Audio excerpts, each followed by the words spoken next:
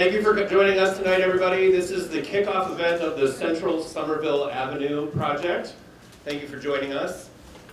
I guess first order of business is where the restrooms are. So the ladies' room is upstairs right outside the door here, and the men's room is located downstairs in the same location, just right below. For anybody that needs to use the facilities. If you would like to follow along online, this is our link to our project page on Summer Voice. So you can either use that QR code, and we tried to make the web address as simple as possible. So Send Some Ave with dashes in between. Central Somerville Avenue is what that stands for. And you can see the schedule of events and follow along at home as progress is made. So just a real quick orientation for anybody wondering what the heck Central Somerville Avenue references. This is a satellite photo looking to the south. And I labeled Somerville Avenue there for you in the foreground, so you can get a little bit of a directional sense. To the bottom corner here is Market Basket and Conway Park up there. And so that's what we're talking about, between the Market Basket and Conway Park from Somerville Ave to the tracks. That's what we're referencing, Central Somerville Avenue. Here's a satellite photo if you like a bird's eye view better than the drone footage. And of course the zoning map, because you're going to see this 8 or 9 more times tonight. So I wanted to orient everybody before we get started. Our agenda for tonight, the welcome from me. I'm Dan Bartman. I'm the Interim Director of Planning, Preservation, and Zoning for the City of Somerville. We will start with an introduction from Mayor Valentine. Thank you for coming tonight.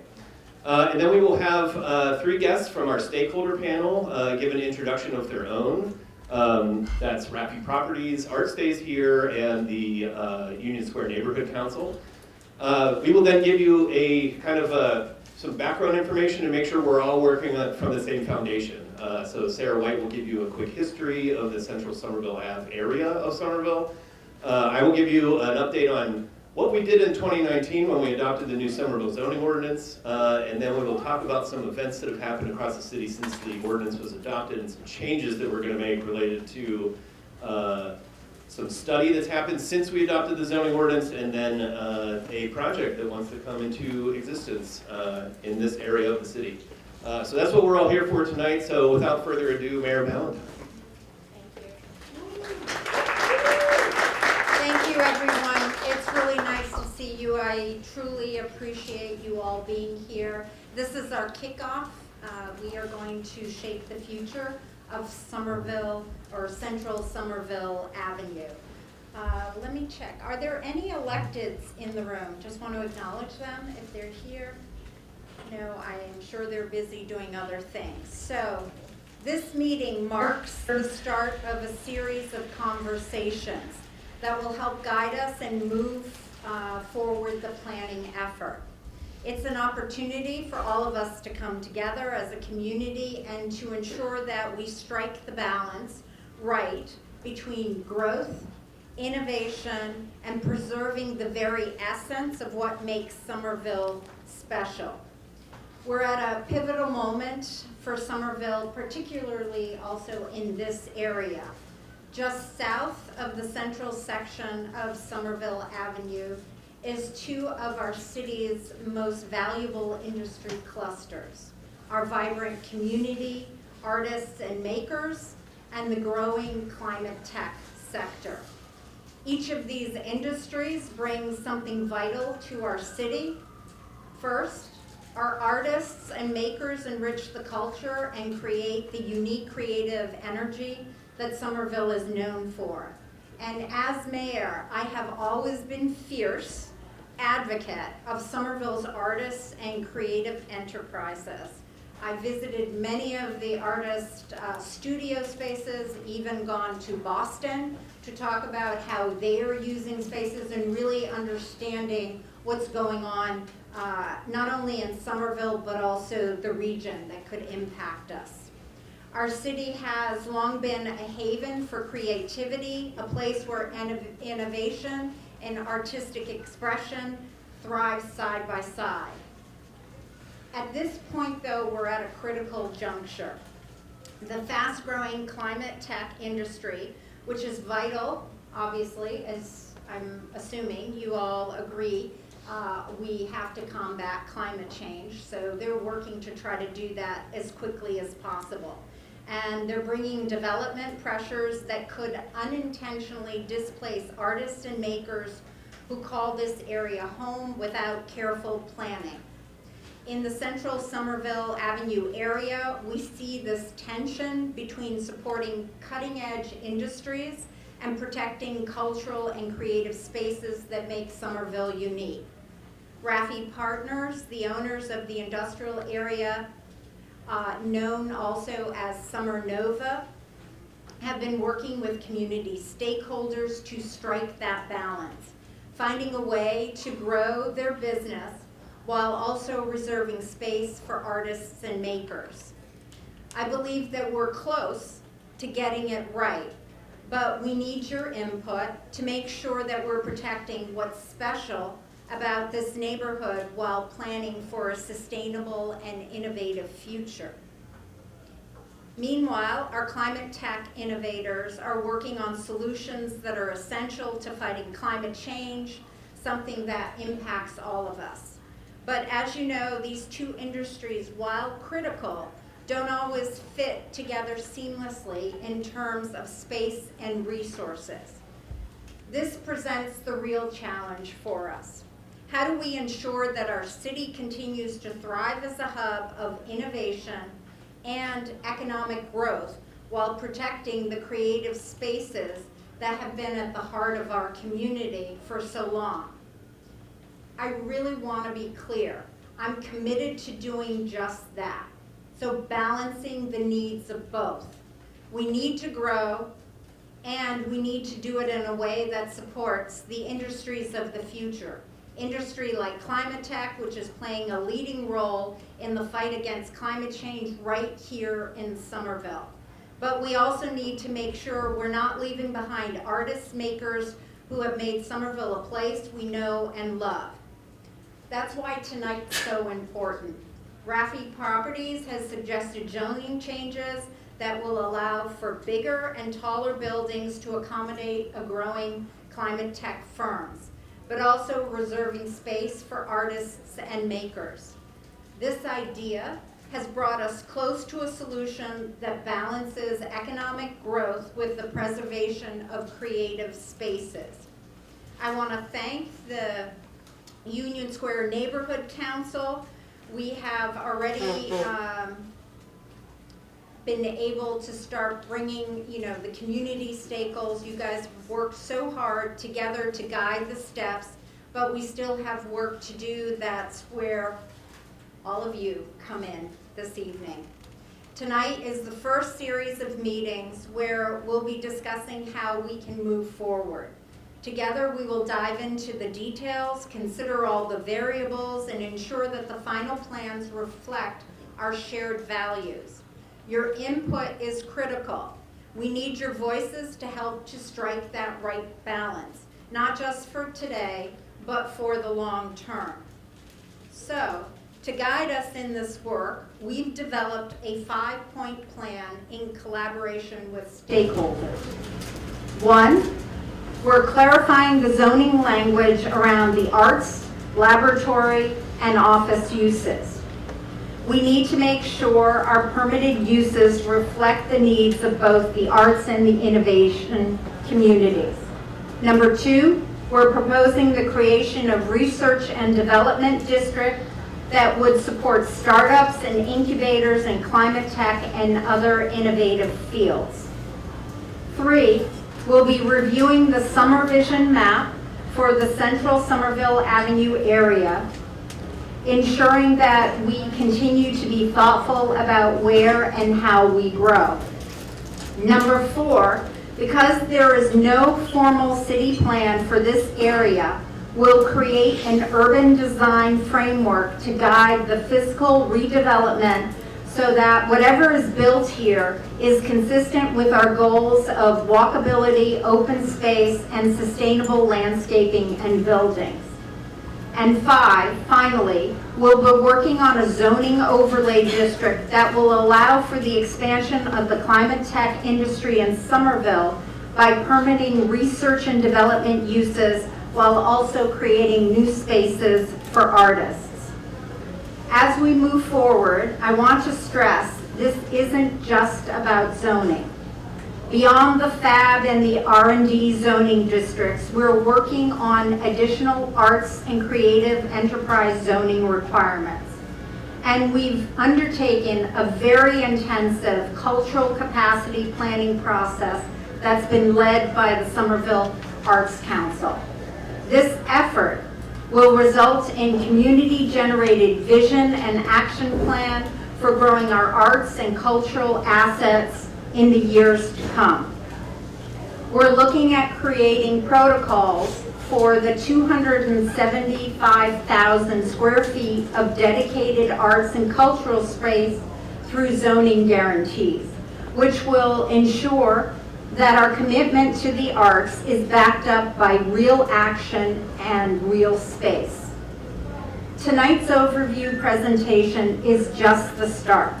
Over the coming weeks, we'll dig into, actually you'll dig into, we collectively, but the remaining issues through workshops that will allow for hands-on discussions about building, massing, and scale, land use, infrastructure, mobility, and open space to inform the urban design framework, overlay zoning district, and even Rafi's redevelopment plans. I encourage all of you to participate in these workshops as much as possible. I'm really, really excited, because I know it's been a long time, to kick this process off, and even more excited about what we'll achieve together. Somerville has always been a place where creativity, innovation, community comes together, and I'm confident with your help we can chart that path forward and build on that legacy. I truly appreciate you being here tonight. I want to thank you in advance for your contributions to this process. I do truly feel that we can shape the future of Central Somerville Avenue that, reflects the best of this city has to offer in innovation, creativity, and community. So let's get started. Thank you.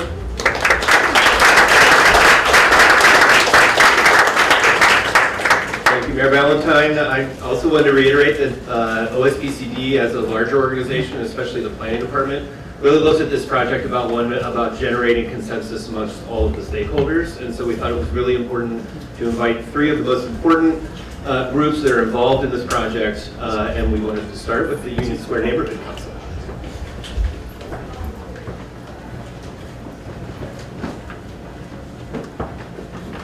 Good evening. My name is Matthias Rudolph. I've lived in Somerville for 9 years. Hi, my name is Michelle Hanson, and I'm a very proud fifth-generation Somerville resident, and we are the co-chairs of the Union Square Neighborhood Council. We would like to thank you for taking time out of your very busy schedules to join us at the city's Central Somerville Avenue Kickoff event. Does not roll off the tongue, but will be. The Union Square Neighborhood Council, USNC, was founded in 2017 with the mission to shape the future of Union Square as an increasingly inclusive and vibrant neighborhood and commercial center built around the aspirations of the people who live and work here. USNC has a 15-member board publicly elected every 2 years by community members who live, work, own property, or volunteer in the Union Square area. Since approximately May of 2021, the USNC has been engaging with the community, city, and the developer, Rafi Property, concerning the plans for the expansion of Summer Nova campus, better known to many of us, as the old Ames Envelope Company that operated and provided jobs in our community for over a century. I know personally that many of the crafts that I consider family treasures that make it onto my Christmas tree every year were made from the paper manufactured in those buildings. So when we heard that there were plans for emerging industries like tough tech and environmental tech to move into that area, it caught USNC's attention and our imagination.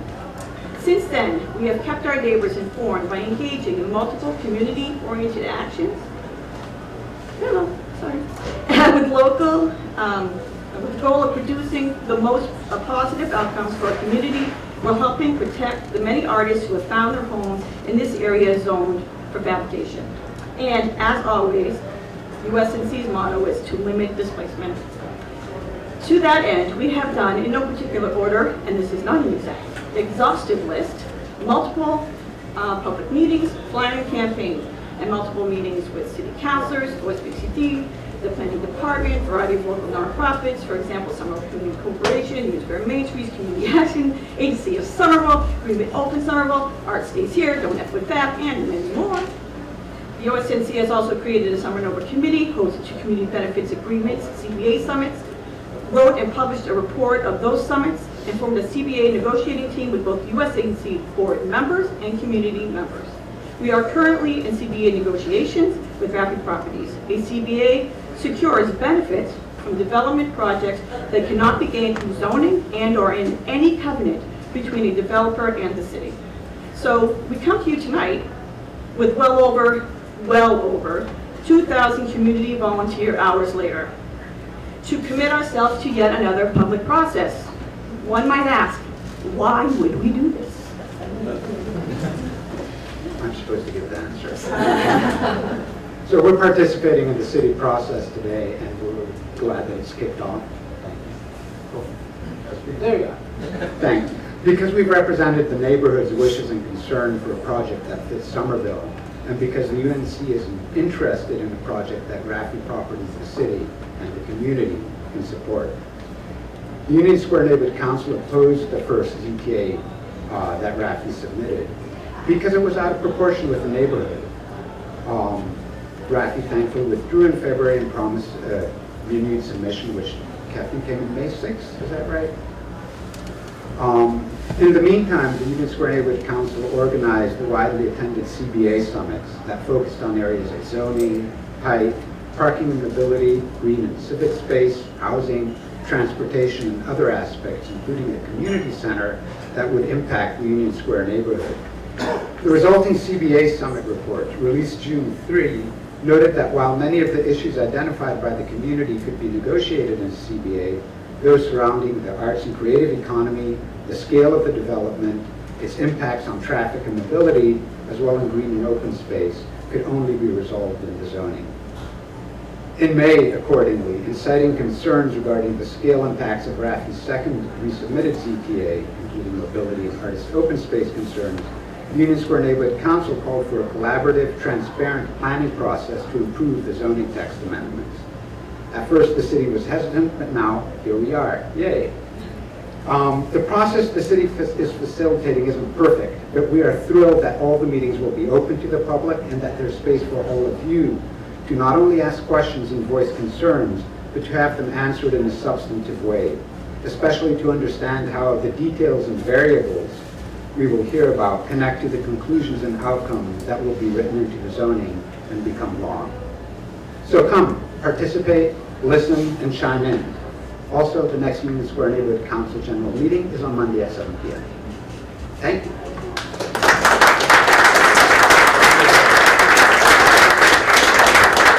All right, we're going to work on the volume real quick.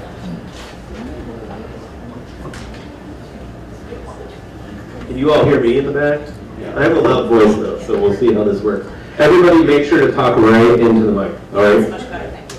How's that? We'll try. All right. All right, thank you, Union Square Neighborhood Council. Next up, we have Art Stays Here. Ethan, I believe, is you.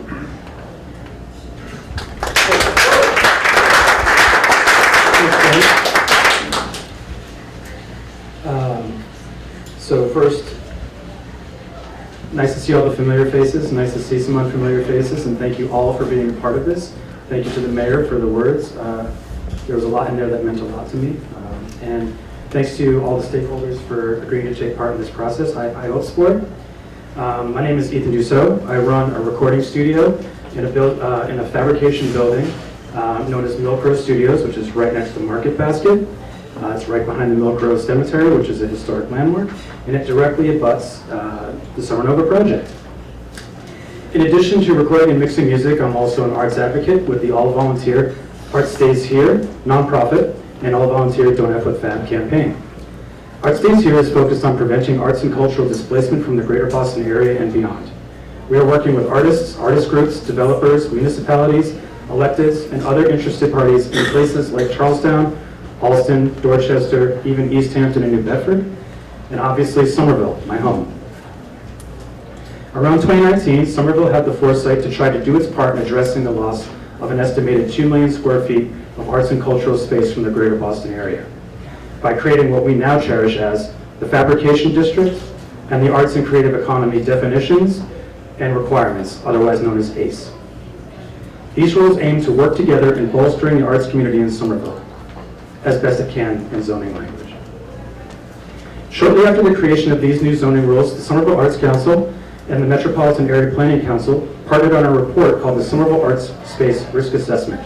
This report highlighted some of the ways these protections from FAB and ACE needed strengthening and offered other policy ideas that could contribute to the goal of keeping arts and culture spaces thriving in Somerville. Outside of this conversation, I just want to acknowledge that the city is taking steps on some of those recommendations, and I'm grateful for that. As good as the FAB and ACE rules have been, they did need to level up. This document, along with real-world experience of having been displaced from art space myself, and the new FAB district and ACE rules became the foundation of the Don't F with FAB campaign. It is clear that if we want FAB and ACE to work for the artists, musicians, and craftspeople of Somerville, we have to use these tools. Over the last few years, Art Stays Here has taken hundreds of hours of meetings with city councilors, city staff, neighborhood councils, and developers, and of course, artists and artist groups in the hope of bringing folks together who might not traditionally meet often at the same table. Over this time, the Don't F with FAB campaign has worked tirelessly to mobilize the arts community of Somerville, to learn a little bit of the jargon, and to speak up for what the creative community needs from FAB and ACE, including showing up at public meetings, hearings, the USNC CBA summits, and this process. It is our hope that very soon we will see positive movement from all this work, and we can collectively realize the promise of FAB and ACE, and that art stays here even if folks F with FAB. Thanks.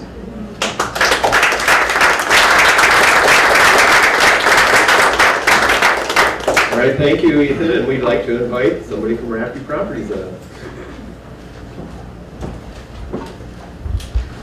Good evening. My name is Kristen Phelan with Rafty Properties in Summer Nova. It's nice to see so many familiar faces in this room, as well as new ones. I'd like to thank Mayor Ballantyne, Director Galagani, Director Bartman, Sarah Lewis, and all the city staff for bringing us together tonight. I'd like to give a big special thank you to Art Stays Here and all the artists that have brought us ideas, solutions, and different opportunities and ways in which we can create a better campus in the future.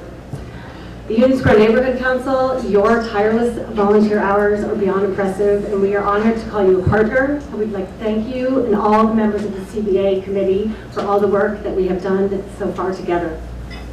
Last week, we had the honor and privilege of touring Sublime Systems' new headquarters at Summer Nova. Sublime launched in 2020 to have a swift and massive impact on global CO2 emissions by decarbonizing cement. They developed a breakthrough process that instead used clean electricity and carbon-free ingredients without the carbon footprint. Since 2020, Sublime commissioned and scaled their Somerville pilot. They poured multiple construction projects through Greater Boston, and they are currently developing their first commercial facility in Western Mass. We are excited to be at this moment in this process where the creative and innovation clusters can work together to collectively finalize the details and get to work on building those spaces that climate tech companies like Sublime and Greentown and artist spaces for Art Stays Here and all the local artists can deliver in the future. Thank you so much for your time, and we appreciate all your efforts.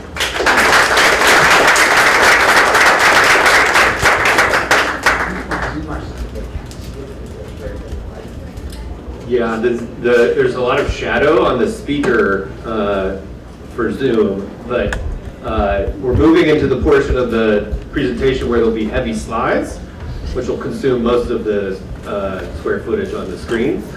But keep in mind, if you happen to veer in front of the screen, it'll wash you out completely for the video at home. So we try to stay towards this side, if I remember right. Yeah. So thank you very much. I want to thank all of our stakeholders for giving a short introduction. I think a couple of themes that we've heard throughout there is how important both economic sectors are to everybody, both art and the climate tech industry that has developed in this area of Somerville. But the second thing is how there's been about 4.5 years of work already put into all of this. And that's something that we want to highlight for this project. We're really trying to not redo everything, but bring all of those loose threads together and come to a consensus so that we can move forward into the future. And so with that, I wanted to invite Sarah White, senior planner with our staff, up. She's going to provide everybody with a short history of the area. And the rest of the presentation is about making sure all of you who might participate in any of our events that happen over the next 5 weeks are on the same page and that we're all working from the same foundation. So it's all primarily all background information. Sarah.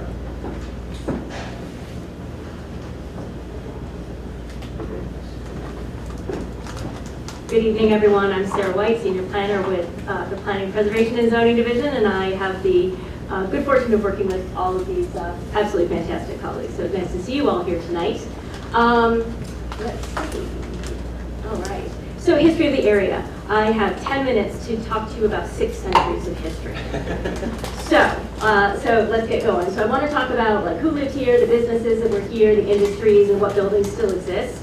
A lot of times when we're told to talk about history, we're told to like basically put a pin in a certain period of time. And that's what I'm going to try not to do, but really kind of talk to you about the full scope. Prior to colonization, right, prior to contact, this was an absolutely pristine area, right? It was full of woodlands and marshes and rivers and streams. It was home to the Massachusetts and the Pawtucket, and they are culturally and linguistically aligned to the larger Algonquin nation, which goes all the way up to Canada. As we all know, they were dispossessed of their lands through disease, treaties, and forced relocation. And then Europeans came and they took their ideas of land use and land ownership and imposed that over this area. And so you can see the various communities that were in this area. Now, next is the 17th and 18th centuries. This map is from 1852, known as the Draper map. Yes, it's a little bit later, but you can see by looking at this map that even in 1852, this is a very sparsely populated area still. It is not very built out. It is still full of farms and open pasture and a lot of land. And if you can see right down here, that is where American Tube Works is. So until 1842, we were Charlestown. Somerville did not exist. This was all belonged to Charlestown. We separated in 1842, but in the 17th and 18th centuries, we started clearing the land, and a lot of farms developed in the area. Charlestown Lane became Milk Row, or Milk Street, as is really seen in the surveys, and then by the 1880s, it was Somerville Avenue. It was flanked by large farms, and it was a major conduit to transporting farm products from Arlington to Boston and beyond.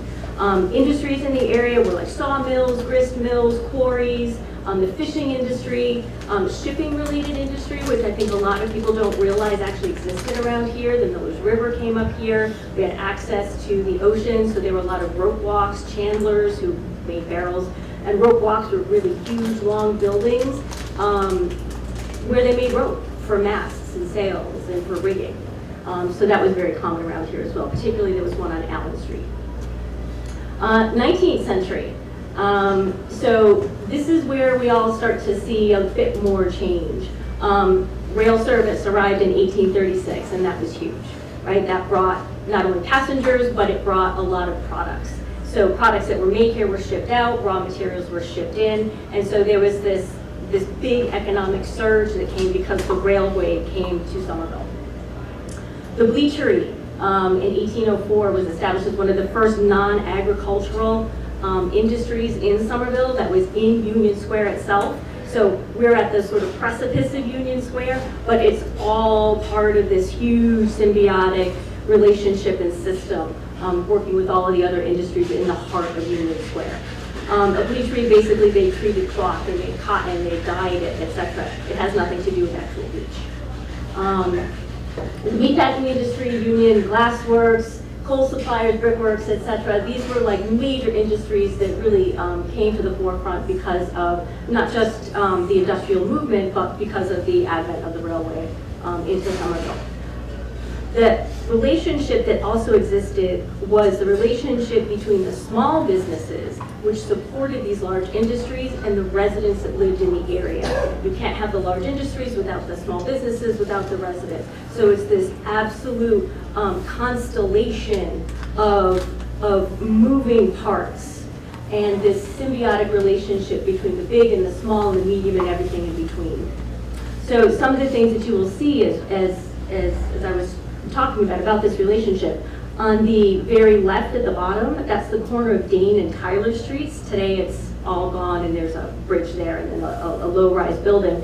But that's a residential building with a store at the bottom, right? So you've got like residents living above, and that small business serving the residents of the community, of that house, of the industries, etc. You see the same thing in the middle photo. That building is actually still there, but the store has been closed up. At the corner of Dane and Village, that's the store at the bottom with residences above. And looking westerly on Dane Street over here to the right, what you see on the right, and you'll see this if you look at this online, but there's a coal supply company, so the coal is supplying the railway, it's supplying the energy for all of the other businesses like the tube works, etc. And then you see the train passing through the residential buildings in the back, that little caboose there. Working class families lived all over this area. There were waves of immigrants, like they're very typical of the patterns that we saw in the rest of the country, the Irish, the Italian, the Portuguese. They staffed the factories and they called this area home. They became very involved in the labor movement, lots of strikes, a few fights. And so it was a very interesting time, and we see this area changing greatly. 19th century later on, American Tube Works, right? What we all want to talk about. Founded in 1851 in Boston, that was their headquarters, but their production plant was here in Somerville. And they made seamless brass tubes, amongst other things, but this was like a big, sort of like a big discovery, a big advent. So before brass tubes were made seamless, you had to take a roll of sheet metal, roll it, and solder or weld the seams together, which made it extremely weak. So to have this to be seamless was just like, it was leaps and bounds. It was like the internet at the time. So it was used for all sorts of industries, railroad, heating, plumbing, etc. They physically expanded greatly in the late 19th and early 20th centuries. At one point, they kind of took down all of the buildings that they had, and they started acquiring other properties. If you take a look at the 1895 map on the left, you'll see American Tube Works, the big pink area. Let's see if this will work. Yeah, right here, okay? And then if you take a look at the area in 1925, look at how much bigger it is. Here's the Fitchburg rail line here, and this is all of the Tube Works with the exception of the cemetery. So basically they bought all this land, took down all the houses, incorporated a street called Frost Avenue into their complex, and it became this absolute massive employer. It was the second largest employer in Somerville by 1865. And it was very, very, very successful. In the line of like about $50 million in revenue in today's dollars. They leave Somerville. By 1935, we can't find them in the city directories anymore. And so Ames Safety Envelope Company, which we heard you talk about earlier, they take up residence in the area. So some of the things they made were safety mailing envelopes. Basically, things were insecure before, so this would kind of like secure whatever you're putting in your packages, file folders, etc. It expanded nationwide through the 20th century, and we found lots of advertisements where they're looking for salesmen, and I emphasize men, to take on sales territories in other parts of the country, Pittsburgh, Arizona, St. Louis, etc. But they were looking for girls or women to type. What's that? Cigarette commercially come a long way, baby? Something like that, maybe? I think we had a long way to go too, but not bad. So it closed in 2010, so it was around for a long time. So it makes sense that a lot of the folks who've spoken already really have a clear memory of Ames Envelope. And so then there have been other businesses there, City Press Printers, Bangor Metal Culverts, Portland Sheet Metal. There have been a lot of other businesses that have taken up residence.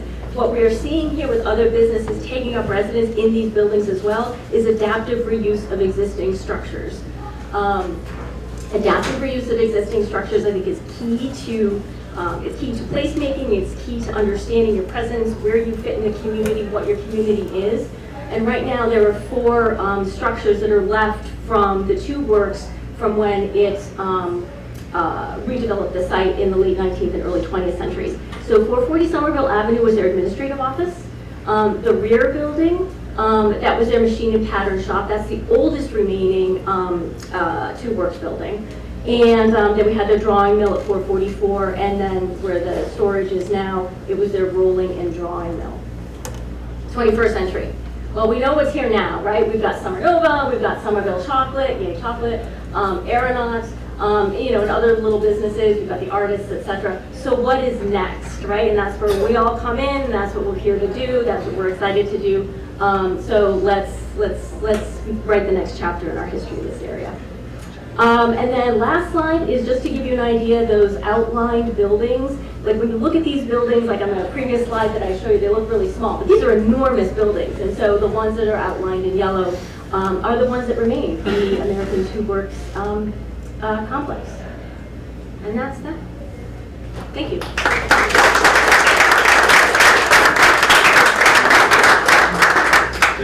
Thank you very much, Sarah White. We don't incorporate enough history into our work, so we want to make sure that the story about this whole area and where it's been and where it's going, make sure that that gets incorporated into all the work that we're doing.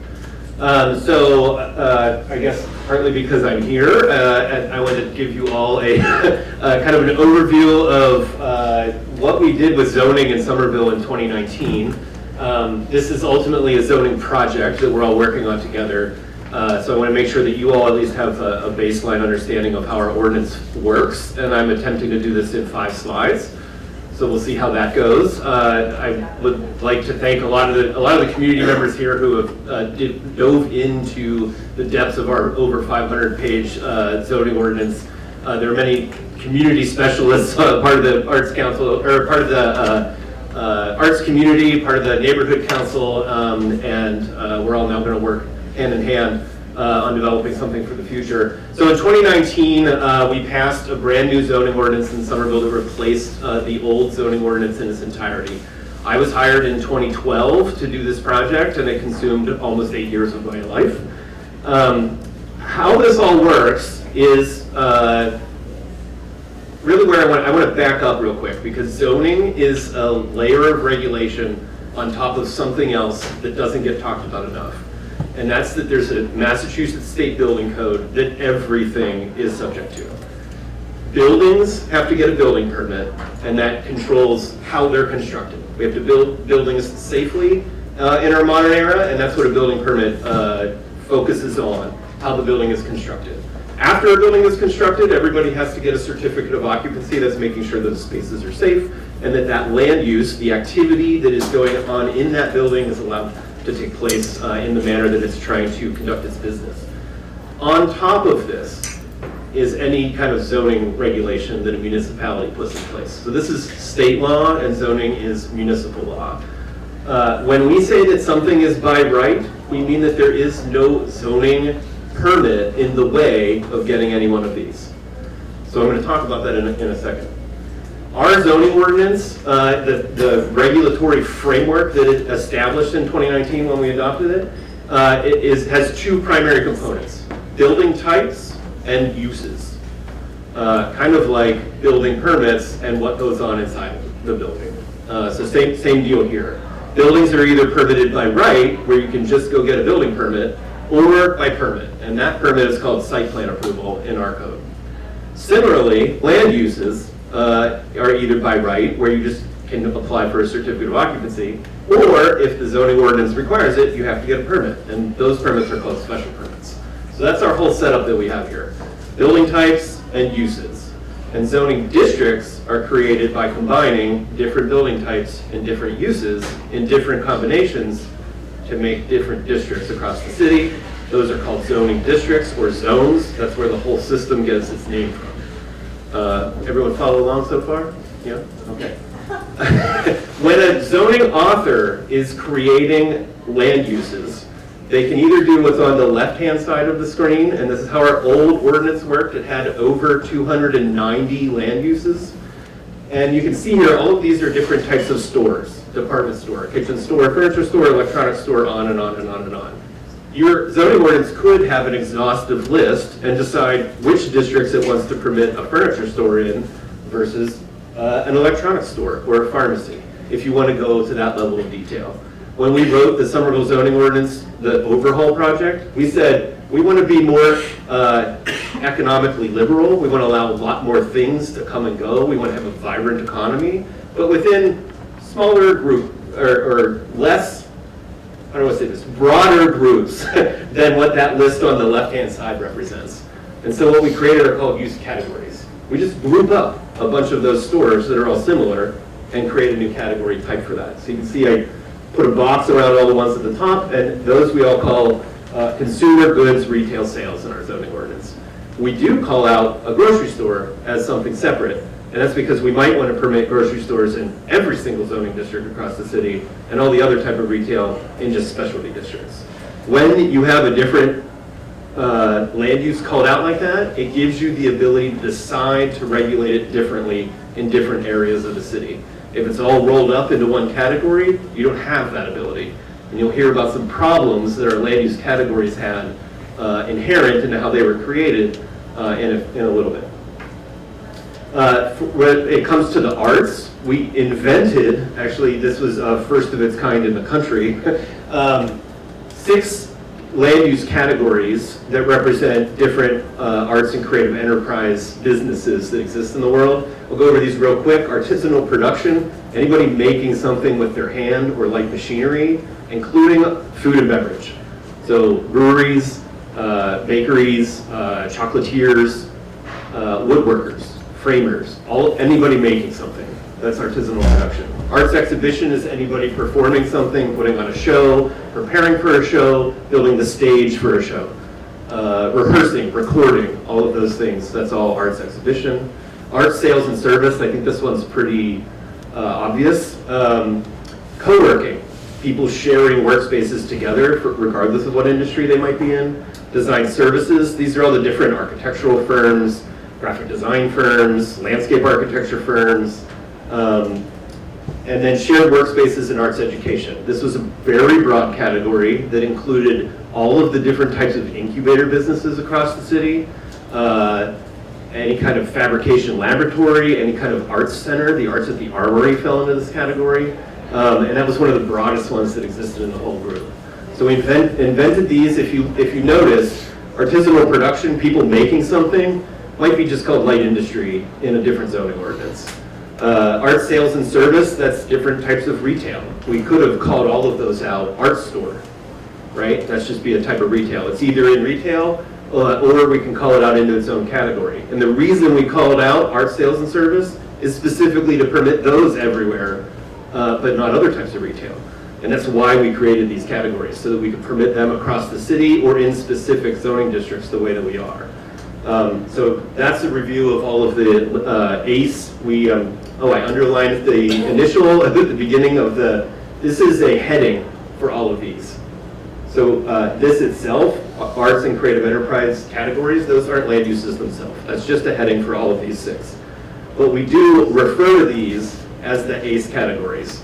That is probably the piece of jargon that you will hear the most across the next 5 weeks. ACE, ACE, ACE, ACE, we will say it all the time.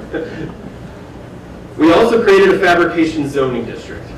You can see the type of buildings that we intended to map that over.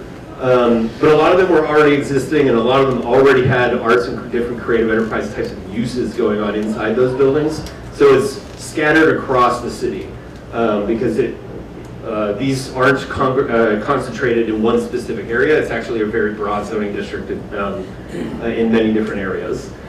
This is the building type that's permitted inside that zoning district. There's only one, and its dimensions aren't important at the moment, but there have been some problems with those dimensions in accommodating other things that are going on in the area. And then these are the land uses that are permitted. So you'll notice all of the arts and creative enterprise categories at the top. Those are all permitted. P's down the row there, that's the fabrication district row in blue. Work-Live Creative Studio is related to a live-work type of environment. That was a special permit. But the district also permitted 2 industrial land uses, manufacturing and wholesale trade or distribution. Combine those all together, this is the district for makers. And that's where that name came from, fabrication. This is a district for people making stuff. And of course, we mapped it in blue across the city wherever we found these types of land uses in existence. And of course, this is the zoning map for the Central Somerville Avenue area of the city. And you can see Greentown Labs is in this building, then this building. The church is right here for anybody looking for orientation. Somerville Ave across the top. So what's happened since? That, if you remember, that was 2019. In December, we adopted that. Soon after that, we would all go into lockdown from a global pandemic. I'm going to put that to the side, although that greatly impacted everything that we were working on.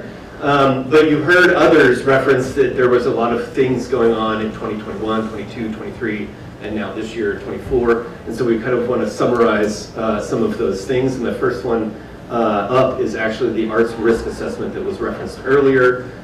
Two others are Somerville presenting its community plan and its intent to expand its campus. And then also something that we all have lived through is the Greater Boston region overbuilding lab square footage everywhere it could find available space. And with that, I'll invite Michael from the Arts Council to come talk about the arts risk assessment.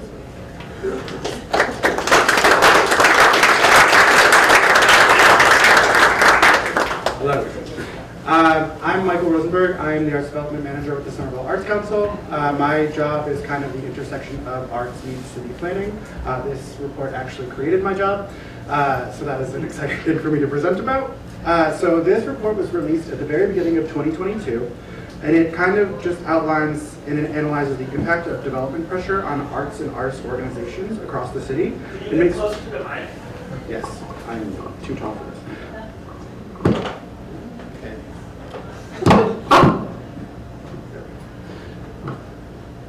So again, it analyzes the development pressure on these artists and artist organizations across the city. It makes recommendations on how to protect these spaces and support our creative economy across the city.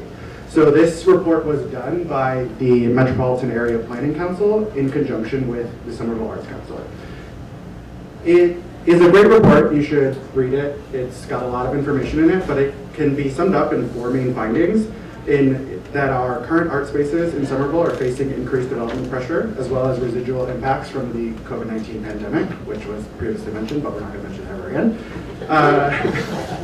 Affordability and access to spaces is vital to maintain and expand Somerville's artistic and creative community.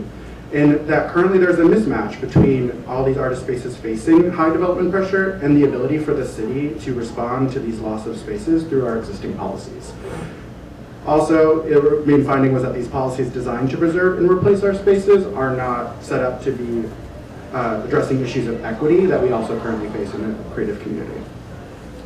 So to address these issues, the report kind of outlines a lot of recommendations, 8 key ones, 5 on a short-term time frame and 3 additional on a long-term time frame.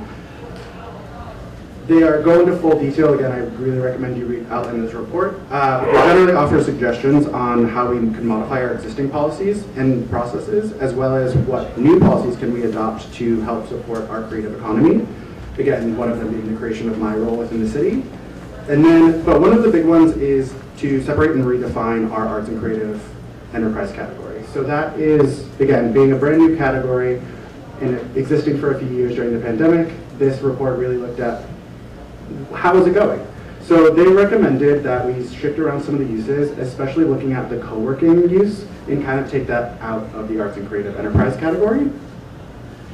So these are the main categories in our zoning ordinance of where this looks at. And so this creates some issues. So if we were to just flat out do this on spaces that were already existing, we kind of create some holes in our zoning ordinance. So one such example falls on this site, which is Greentown Labs. If we take out these uses of co-working, I mean R&D is not currently in use, but shift out co-working, it makes these uses unconforming. So this creates some potential problems, and that's kind of one of the reasons we're here today. So how do we fulfill the recommendations of the arts-based risk assessment while also moving forward and making sure we're growing as a city in the ways we want to grow? And then that leads us to this area and its overall whole development, which I believe Dan. All right, thank you, Michael. So one of the first problems that the Arts Risk Assessment pointed out is some problems with our ACE categories themselves, but the fix alone creates some other issues for uses that are already in existence in this area of the city and within that zoning district. So kind of problem number one. At a similar time frame that that document was coming out, Somerville and Rappi Properties was coming to the city and starting to engage with us about desires to expand the campus. And that's been a long process for many years, a lot of back and forth and discussions about what might be possible. The thing I want to point out, this happens to be a picture from the first proposal, which is no longer active, which I'll highlight. But this really, I think, illustrates some of the challenges that came up for the city when we were looking at everything that was coming out, and it's how it lined up with our long-range planning. This is the Somervision map from Somervision 2040, and it establishes 3 different areas of the city that guides our long-range development intent. Areas to conserve that are orangish, depending on how your eyes and our projector are. Blue, which is enhance along our main streets and our main squares. And then pinkish red in the eastern side of the city, covering areas to transform. And those were called for wholesale replacement, demolition and being rebuilt, tall buildings, new streets, new open spaces. But in other areas of the city, redevelopment wasn't thought to be at that scale or of that nature. That doesn't mean that there won't be any redevelopment in a conserve or enhanced form, but it wouldn't take on a transformational character. And so when we were presented with a proposal of this nature, and then looked at Somervision as a map, and especially this area, it was incongruent with what our long-range planning had been thinking at the time. Now, long-range planning changes over time and is typically held up to a schedule of 5 and 10-year updates because the world changes. You don't write a comp plan and then never update it and just implement it over the next 30 or 40 years. You have to adapt and change over time. And one of the things that happens is your community expresses interest on how they want to adapt and change, and that's one of the questions that we're here to answer now. So I've highlighted the area, the south or the central Somerville Ave area in red, and the campus of Somerville in yellow. And then again here, it's also in the fabrication district. So not only did it line up with an area to conserve in Somervision, it was in the fabrication district, and we've highlighted some of the problems with that because there are dimensional issues with the building types permitted in the fabrication district for research and development type of use. And also research and development itself isn't permitted as a new land use in this area of the city. That doesn't mean existing businesses that were established before 2019 can't already operate and can't continue to operate in perpetuity until they decide to leave. And that's one of the challenges that we have, is that the climate tech industry that we want to support here is running up against practical ceiling about expanding and growing as an economy. And we want to invest in that economy just as much as we want to invest in the artist economy. We're running into these hurdles related to the regulation for both of them in this area.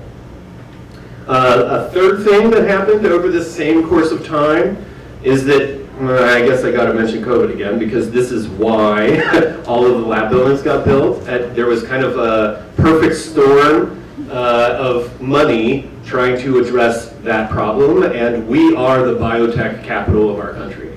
All of the giant medical companies that build or that create pharmaceuticals are practically headquartered right here in the Boston region. And so it's not surprising that Boston or the local development economy kind of oversupplied what it thought was our trajectory. And if the money hadn't shut off from Washington, that very might well continue to play out. Somerville played a part in this. We have over 2 million square feet of vacant lab space, and by lab space I mean biomedical technology, lab benches where people are working on chemistry, essentially. But also we got a bunch of lab building proposals where we didn't expect them. This is one proposed for Davis Square, where the property owner actually petitioned the city to change the zoning district so they could propose a lab building, no longer being pursued any longer. And then also one in Porter Square, where we never expected lab buildings to come into existence. One of the reasons this was happening as a problem was that we permitted a lab building as a type. Remember I mentioned building types earlier? So we permitted building types in certain districts. This was not one of them, but we did permit the land use. And so there was an incongruity in how we decided to try and regulate lab uses and lab buildings. And if we didn't want lab uses in some of these districts, like on White Street and Porter Square, where it was wholly incongruous type of land use and scale of development for Porter Square, really what we should have done is actually prohibited lab uses in this area of the city and allowed commercial buildings. So what I kind of highlighted here through all three of these things is some regulatory problems that were our own making. And that means we fully are able to address those problems ourselves. We can fix problems that we made ourselves. And so with that, we wanted to kind of cover what our plan is moving forward. The mayor referenced a 5-point plan. I had to make less slides, so I kind of summarized some things. And so the first 2 points of the 5-point plan are covered in number 1, and then in number 2 is the remainder. So I'm going to cover all of those now, and then we're going to get into what we're going to work on in the future, hopefully together. And then we should have plenty of time for question and answer at the end. Yeah? Okay. So the first step is to submit zoning amendments, and we are happy to announce that all 3 of these have been submitted to the City Council. So the first is to address the arts and creative enterprise uses across the city. The second is to handle research and development or laboratory uses, and the third was to submit that new base zoning district called research and development.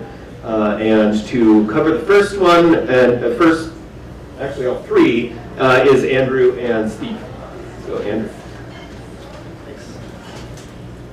Hello everyone, I'm Andrew, and I'm going to talk about ACE changes. Now I know a lot of everyone here has been waiting for these to be submitted, so here we are. So thank you everyone who's helped with this. It's a big deal, thank you. All right, so I'm just going to go through them in simple terms, and then if people want to ask more detailed questions, we can do that later. So first, we're proposing to create co-working as a office use category and out of ACE to better represent its land use nature. Software development will be moved out of design services and into the general office use category. Shared workspace and arts education is being split, with arts education becoming its own category in ACE. Secondary education will not be included in that definition. Shared workspaces will be split into 2 new incubator use categories, one being in ACE as artist studios and creative incubators, and the other being placed in the office use category as a business incubator. Sorry, I didn't go to that slide. Business incubator would be like Greentown Labs, for example. And these would be a revised ACE use category.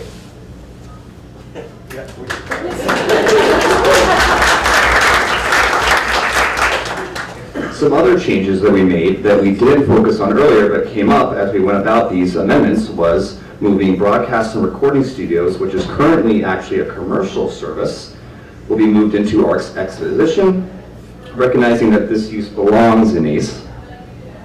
And body art services like tattoo shops has been moved into art sales and services, providing a more appropriate fit.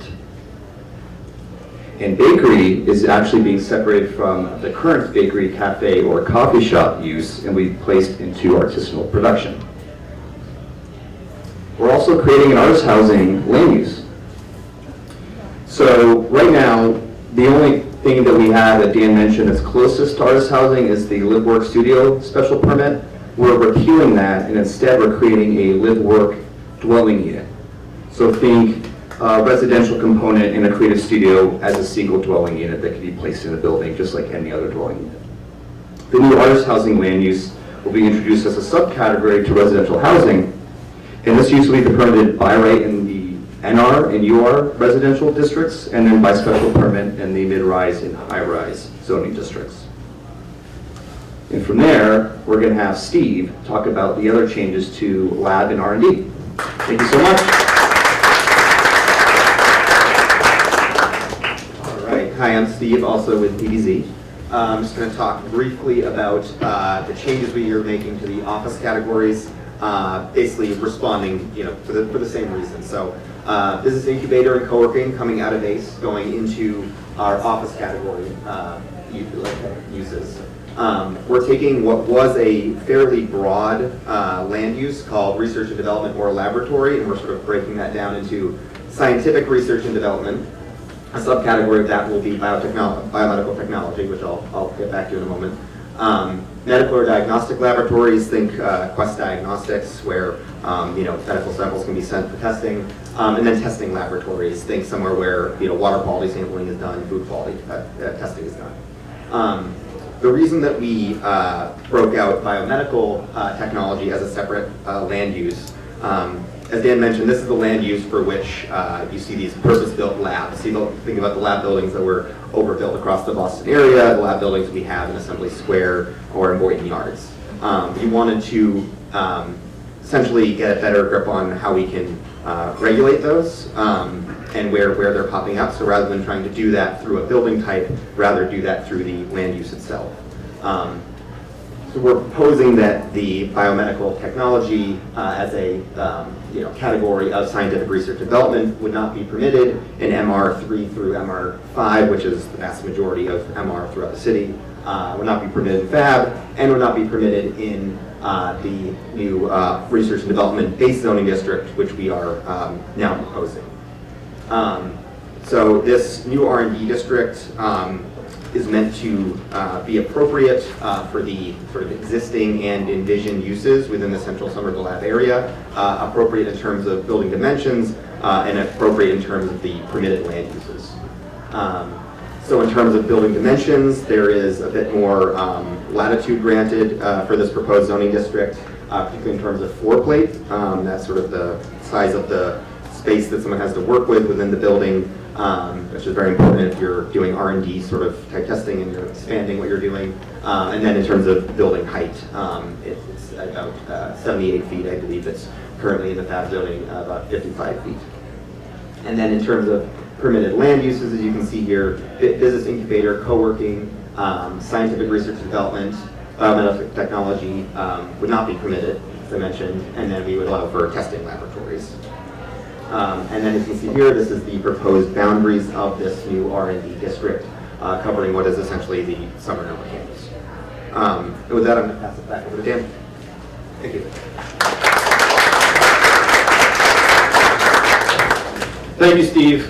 So these three amendments kind of all combine to strengthen regulation to support the arts in the fabrication district, while also providing a new district to facilitate the current existing uses and a moderate level of expansion in a standard zoning district for the Summer Nova campus and any other properties. Like, this is not part of the campus today, but it's included in the district area. And we think of that as a better foundation. Now, something that I want to call out is that has nothing to do with any kind of significant redevelopment that might happen. And that's the remainder of the project that we need to work on together. This, just doing the moves that we did, doesn't solve the problems that the climate tech industry is running up against in this area. And so we've all come together as stakeholders to have a discussion on a number of topics to try and come to a consensus about what might happen above this new base zoning district. So this district is the same as the fabrication district, except for these two numbers here and these land uses. And so we did that on purpose to kind of do a carbon copy of what was there now, but make minor tweaks to better understand the research and development side of what was once all grouped together as the fabrication district for the new research and development district, and then separately better custom tailor the use standards for the fabrication district, also strengthening that district, but separately. And so The remainder of the work that needs to be done is answering the questions about redevelopment above anything permitted by that base zoning district. So what are we talking about above 4 stories? I don't know the answer to that. But the question is being posed to us. And so that's one of the things that we want to answer. But we also want to answer things like, what's the character of the area that everybody wants to come into existence? What is the nature of any kind of community benefits? We've all been talking about a youth center on the campus that's really important to everybody. What are those characteristics that we want to see embodied in that? How big is that? What other kind of amenities might be included in redevelopment? What kind of focus on the arts might this redevelopment provide for that segment of the economy? So those are the questions that we need to answer. And we really haven't dove in yet. Really what we want to set up is a number of workshops with all of the stakeholders and then invite the general public to those same meetings so that we can face these questions together and come to a conclusion. The 3 things that we still need to finish are the last 3 points of our 5-point plan. So our focus has been to bring all of the stakeholders together, and then over the course of the next 5 weeks, there's one holiday week in there, have a series of meetings where we will address the various topics to answer these questions. Do we need to revise the summer vision map? What is the nature of the overlay district that we might create for this area? And what are the characteristics, urban design characteristics, physical characteristics that we want that redevelopment to embody, that the planning board will use to issue permits. So the overlay district will require permits, and the planning board uses documents to say whether or not the proposal lives up to our expectations. One such document is an urban design framework, another one is a neighborhood plan. There isn't a neighborhood plan for this area, and so we need to create an urban design framework. The ordinance calls for that when a neighborhood plan is absent. All 3 of those things are easily possible. And we very much are capable of putting all of our heads together and coming up with solutions. So we put together this series of 5 meetings. You're at the kickoff this evening. Essentially every Monday, there's another series of meetings. One of those happens to be on a Tuesday, right? Just one? And how this all works is that there are both daytime and evening events. There are daytime workshops that are topic focused, and because we know many of you won't be able to join us during the day, we have an evening meeting that summarizes all of the work that happened during the day, everything that was discussed for each one of those topics. And so, for instance, the first day is buildings and land use. Another day is civic space and mobility. Another day is infrastructure and zoning. And so in the evening, we will summarize those 2 topics for everybody. And then as we go, we will be updating the city site on Summer Voice and then providing periodic updates at each one of those evening meetings. So we will always be able to follow along as all of the stakeholders and everybody are figuring out solutions to these outstanding questions. And as always, you can scan that QR code to go to the project webpage. You can also sign up for, what's that? Dina's got a handout in the back if you'd like to sign up for the email for this project and stay notified. Also, there's QR codes for all of this stuff in the back if you would like to. And we were worried earlier that we were going to talk too long and not have any time for questions, but that looks very much not to be the case. So we would we are very open to answering any questions that any of you might have. But tonight is just the kickoff meeting. We do have some members of the community that joined us over Zoom, so we'll probably take their questions first in case they have any. Okay, so we got some mics set up. We'll pass those around and repeat any questions just because this is being broadcast and recorded in the back for city cable. So why don't we try the online first? We'll do the first question from online.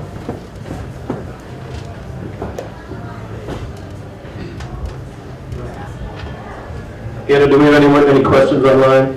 No one online has raised their hands yet. But if you're online and you can hear me, raise your hand if you would like to ask a question. Please ask verbally.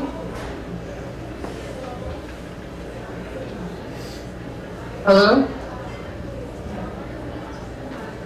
Hello, we can hear you. Awesome. This is Councilor Kristen Strezzo. I suggest that someone keep an eye on the chat because there are questions coming in. And can the email be posted in the Zoom chat so that people who wish to sign up for updates be included in that? And also, in what ways will these meetings be broadcast to the greater Somerville community? Thank you, Councilor Strezzo. So each one of these meetings will both be in person and on Zoom, just like we did tonight. So we'll be broadcasting each workshop and evening meeting. They'll all be recorded, and so that we'll be able to post them online as well after the fact. Yes, elaborate on that ahead of time. Yes.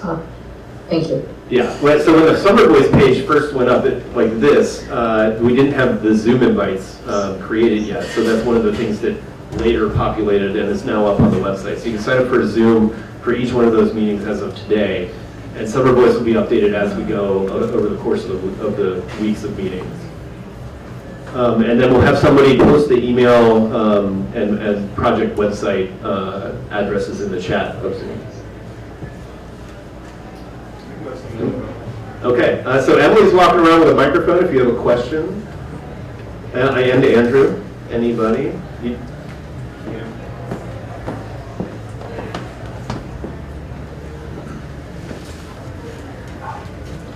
Hi, Dan Coughlin, 50 Moe Street. I also am an artist at 86 Joy Street. Andrew, I think you had said that in the new ACE definitions, I just had a quick question. Creative incubator. Did you say that Greentown Lab would now be considered creative incubator? So there'd be two creative use categories. One would be specifically for artist studios and creative incubators in that sector, and then business incubator, and that would be Greentown Labs. Okay, so like looking at this right here, artist studios and creative incubators? Yep, that would not be Greentown Labs. No, okay. That would be 86 Joy Street. Got it, okay. And then my second question was just going to be quickly, I read the risk assessment report, and the biggest concern is affordability. And I'm just wondering if the ACE definitions do enough to protect artists like, painters and sculptors and those types of artists from the creeping affordability issue. If I'm a developer, I know that I have a 5% ACE set aside.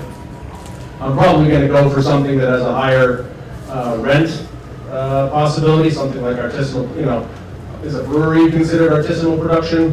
Putting a brewery on the first floor of my building is going to be obviously a higher ticket item, or you can get higher rent than putting art studios in there. So is there anything that the city is doing? Again, reading the report, that was the biggest concern, that affordability is becoming a major issue, more so than just space, it's the affordability. Is there anything that's being done to address that? I'll answer part of that question. Thanks, Dan. So you hit the nail. Boyne Yard, for example, they put in a brewery in their basement, the ground floor of their lab building. However, moving to the affordability aspect, these changes to the ACE use categories reinforce the fabrication district moving forward citywide, not just the zones on Central Somerville Ave. So now they're more reinforced, and for example, another sort of entity couldn't take over an existing fab building for business incubators. It would have to remain that light industrial and ACE uses. So from that standpoint, it could address affordability. However, we know affordability goes beyond zoning. So I'm wondering if Michael or Greg could potentially address the other aspect beyond zoning when it comes to affordability. Yeah, hi. So it does get a little tricky in zoning to regulate affordability. Currently, the Anti-Displacement Task Force is going to be recommending a study along with the commercial, the creative, the small, sorry, they're very specific words.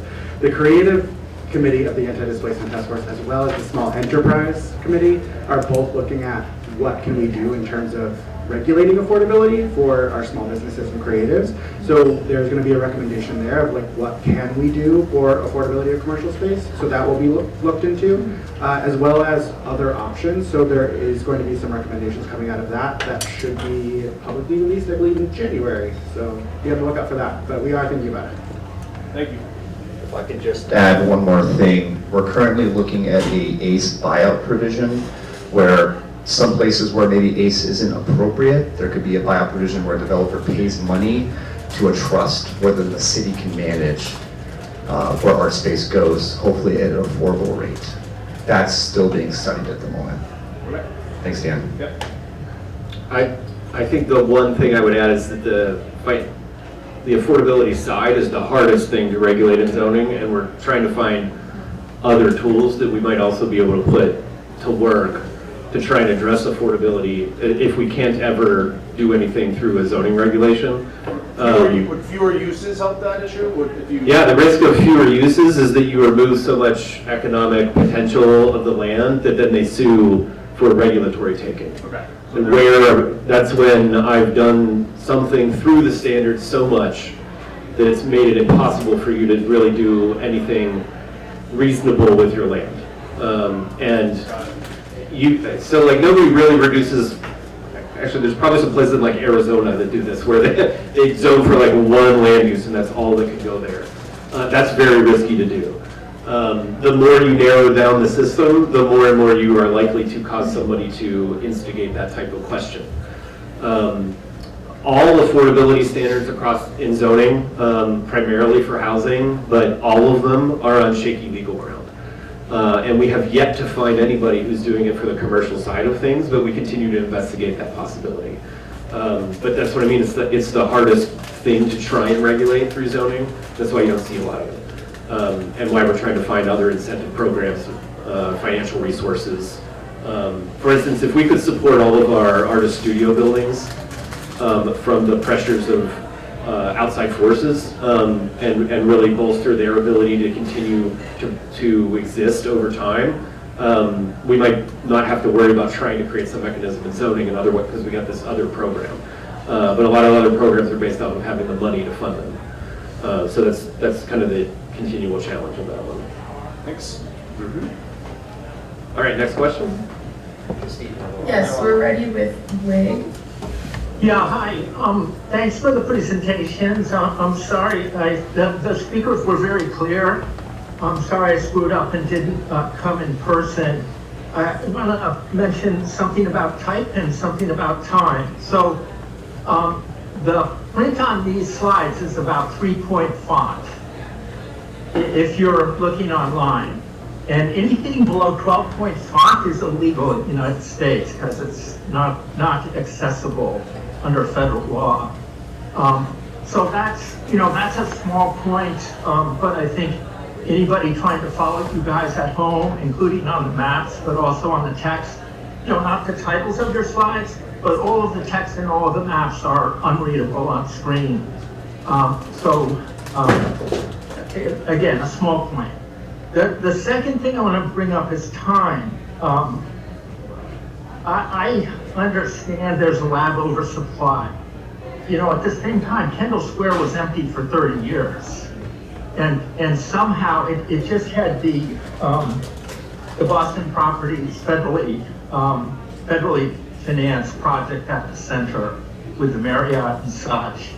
And somehow Eli Broad from Los Angeles, one of the bigger California real estate development fortunes, knew to bring his money and dump it down in Kendall Square. So I think you got to be careful with new industries on how quickly they can develop.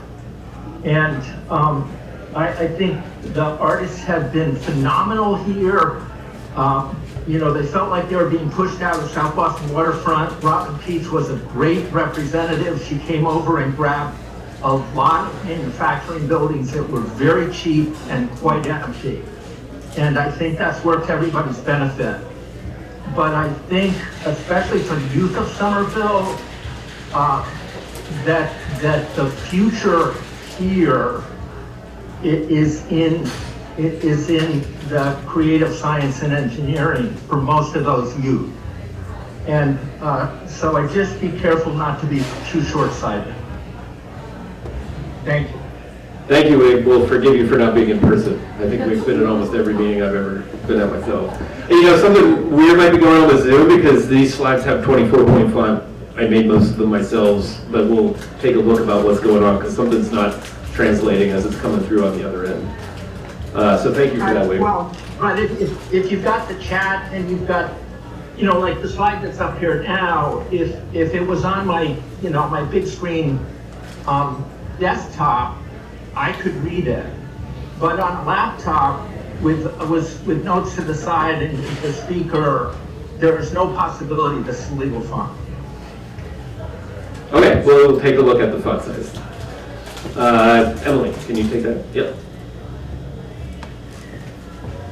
Hi, my name's Derek Rice, he and pronouns. I'm on Craigie Street in Somerville Ave. A couple sort of like, did I understand this correctly questions to make sure that my real question is well informed. So if I understand correctly, the revisions to the ACE categories are proposed in order to help better protect the FAB district for the uses that were really the spirit of protecting arts initially. So to take some of these unanticipated sort of like higher profit uses out of those spaces and put them in a different, I think, R&D category as well. Is that correct? That is correct. And the reason that we would then also create a zone for those R&Ds is at least partially informed the fact that there are existing tenants and uses that would no longer fit in ACE that we don't necessarily intend to create complications or displace or otherwise. So we're going to create an R&D zone to allow those to continue. Is that correct? That's also correct, yes. So can you go to the slide that shows the R&D zone? Because Greentown Labs is your example, but you're making the entirety of Somerville R&D. Many of those square feet are compliant with the new ACE categories, and you are giving them permission by right to displace them with the same R&D categories that you are saying you were concerned were diluting the value of that. Yeah. In this particular area, we found ourselves with the almost unsolvable conundrum of both of these existing, almost sharing a building in many circumstances in this area. But one of the things that we're coming together now to try and figure out is how to actually not use the base district, but come together and build an overlay that facilitates the expansion of the campus while they provide what the artist community is looking for to support and bolster specific types of industries, arts industries in this specific area. So our goal now is to produce a more tailored outcome for both sectors of the economy in this area. What we wanted to do elsewhere for all of the other FAB properties across the city, which are more in alignment with the FAB district in its new version as compared to the R&D district, is to make sure that we don't find ourselves in that same similar situation by a new, because the land use categories are too broad right now. They include artists, but also people making trademarks, right? Software developers, people making genetically engineered organism in a research and development type of Greentown Labs type of setting. There's too broad of a possibility in that land use category. That's what got us into this situation today. So for this specific area of the city, we're talking about facilitating the research and development economy with protections for ACE built into the district. All of the same land uses are permitted in ACE, but with these new R&D categories, and a higher percentage for ACE as an ACE requirement. So the FAB district itself requires 5% if there's redevelopment. If there's no redevelopment, it's just whatever the building is now. But if there's redevelopment, 5% of the building has to be provided for ACE uses. In the research and development district, it's 10. So we realize the kind of conundrum that we're talking about ourselves and tried to put a little bit more protections for when redevelopment occurs. But one way to look at the base district is if we don't come to a consensus conclusion about what should happen here, we still want these land uses in the city. We purposely went and recruited Greentown Labs to Somerville years ago. The city provided a 0% interest loan to steal them from Boston to Somerville on purpose. And we don't want to lose that investment. In fact, we've done a bunch of other things to try and support the growth of all of these industries in Somerville, including projects like this.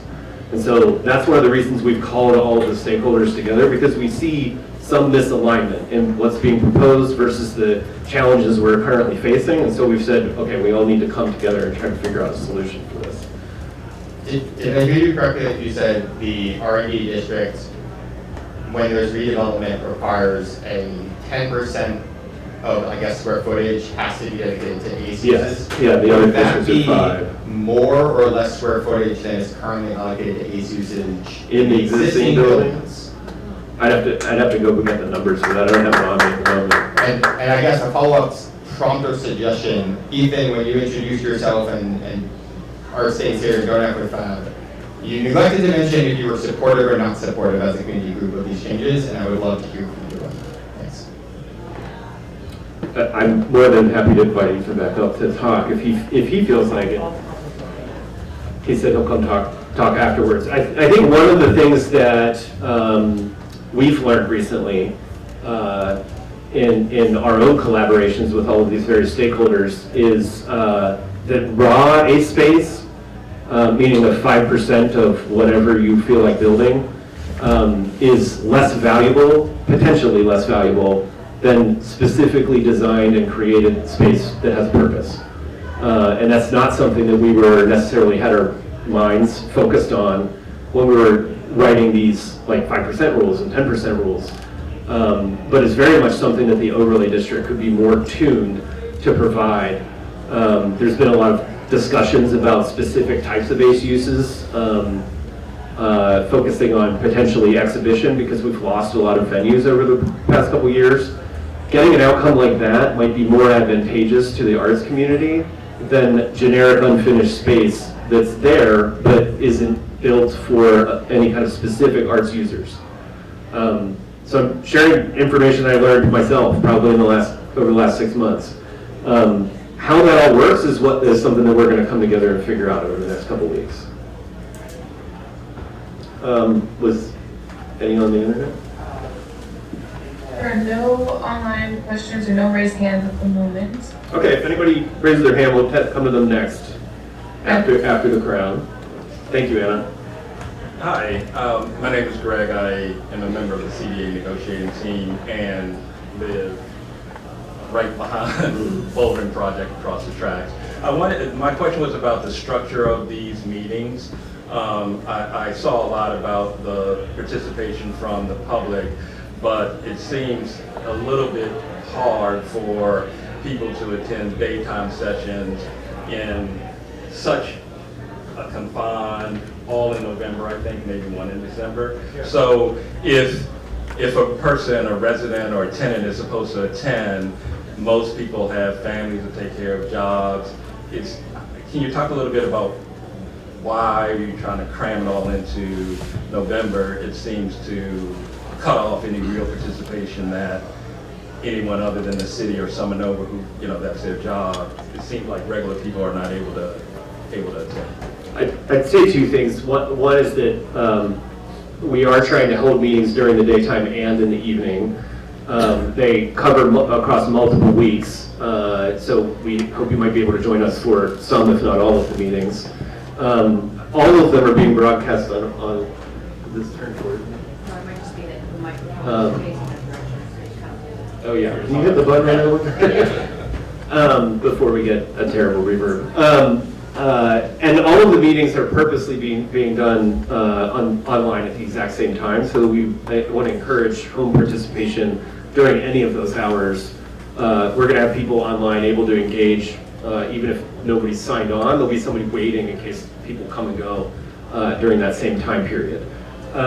What related to the timing of the schedule, we're trying to finish things before the Christmas holiday and take all of our various stakeholders' feedback about schedule and the work that they've already put into this process.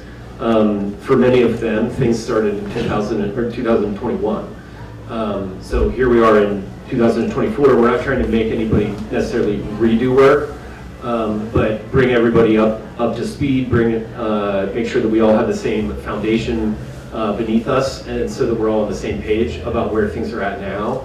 But it's a balancing act between a bunch of different interests, really, is where the schedule came from. Anybody online? Okay, one online. Yes. Lily, you can unmute. Hi, my name is Lily. I am a resident of Union Square. This might be a silly question, but will the slides be made available to people online? Will this stream, you mean? Will the Zoom? Well, not the Zoom. I know. Oh yeah, of course. But the presentation itself, I found there's a lot of super interesting information on it, but there's so much and we go so quickly. And I think that will hopefully maybe resolve some of the accessibility issues if people can have a copy of these slides for their own. I checked the website, but I didn't see anything on it. They're not there tonight yet, but we'll do our best to get them up before the meeting, for all of our next meetings. I don't know how many other meetings will have presentation decks for the daytime meetings. They're more like workshops. But the evening ones will definitely have summary slide decks, and we'll try to get those up online as fast as we can. And then tonight's will get up online as soon as possible, hopefully even tomorrow morning. Great. Well, thank you so much for the presentation. It was super informative. Hi, I'm Keith Long. I had a couple of questions just on building height, just to make sure I understood what you said. There's apparently some zoning amendments in front of the city council now. And what's the building height by right addressed there? The new base zoning district for what we're calling research and development permits 4 stories at 78 feet total feet. Okay. And as I understand it, the proposed overlay district by special permit would allow something above that? That's the question. Yeah, okay. yeah. But no determination. There's ideas coming from Rappi Properties and other people in the neighborhood that want to see things happen, but we've made no determination yet. So we're not coming into this, well, from the city side, we're not coming into this with any preconceived, it's this number. So 78 by right now, if these are adopted. That would be by site plan approval. And then we'll discuss the rest. Yes, yeah, that's the intent. Thank you.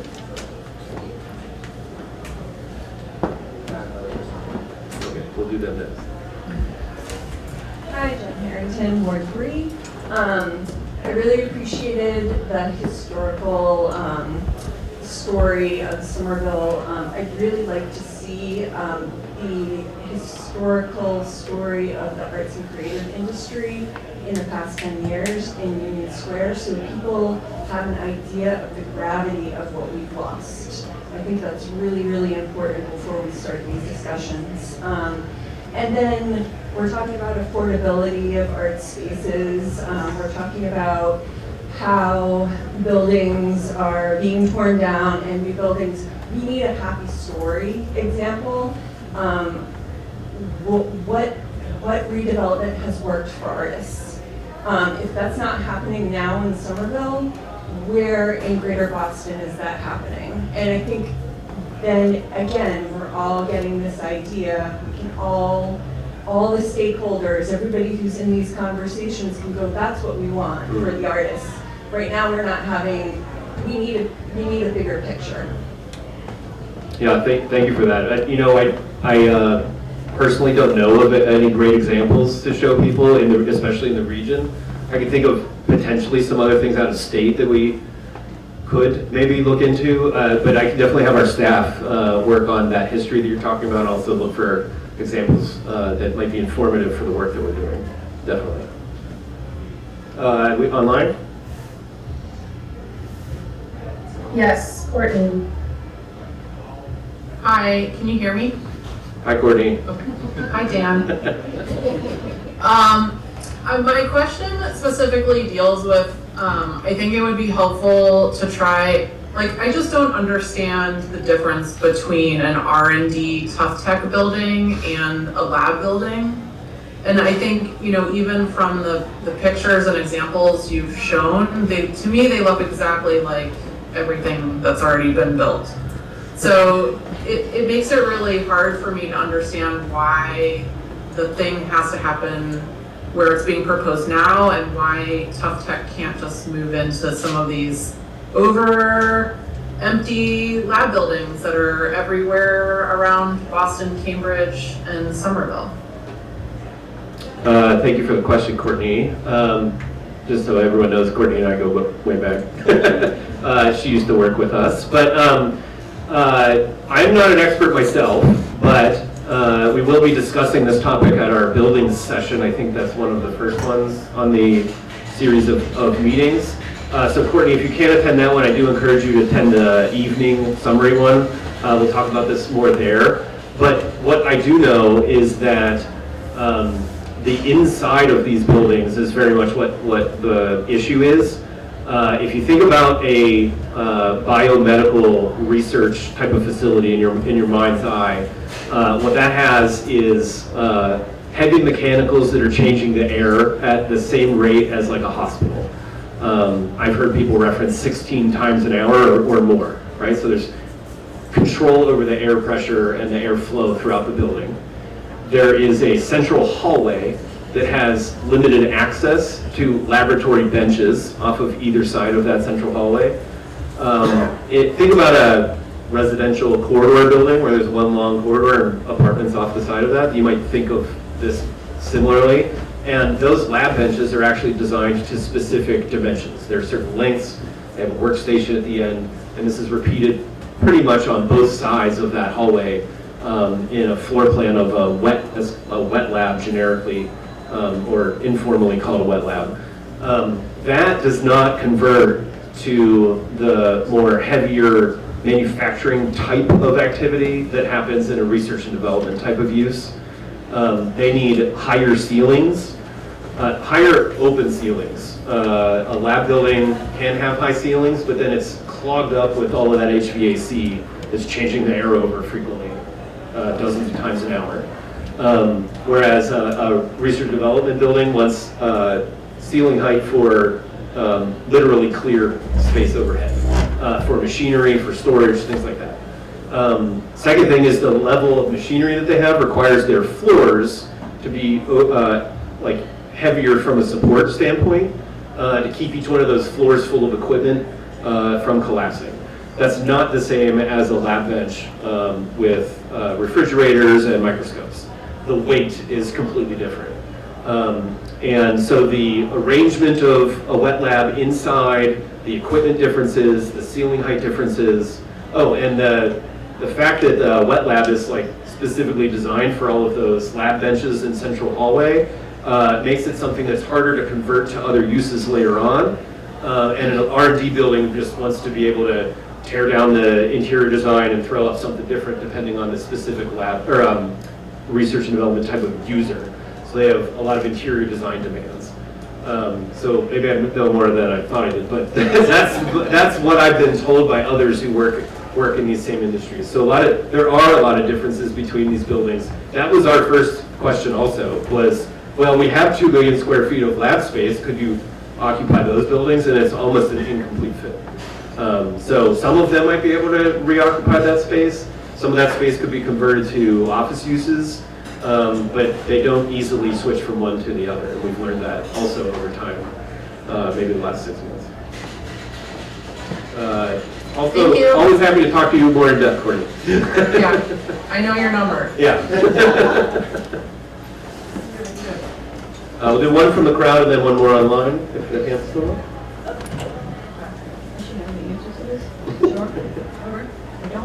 So So when you're talking about the type, I'm very glad that it's one of the most important things that people, I think, you need to understand is as to why these building floor placements need to be at least 45. We can't hear you. Sorry, can you hear me now? Yes. I have never been told that people can't hear me. That is like, thank you, it kind of made me feel a little bit better about myself. Anyway, but so the floor plates are 45,000 square feet, and this is part of the reason as to why that would be allowed. And so what came out of the question that was last asked was you were giving an example of why it needs to be the same. The ceiling height needs to be so high, and why the floor plates needs to be so big, and why? So the floors can be reinforced. But how many floors can you do this on? Can you do it on another floor above it? Like, is that, like, that's the thing that just popped into my head that I'm sure I probably heard before, but I'm not sure if I know the answer to it. Yes, you can do multi-floor. In fact, a lot of old factories that were built with the same, the thought to needing to support multiple levels of heavy equipment. Back in the day, old factory buildings used to be built with multiple floors like that. I don't know the upper limit.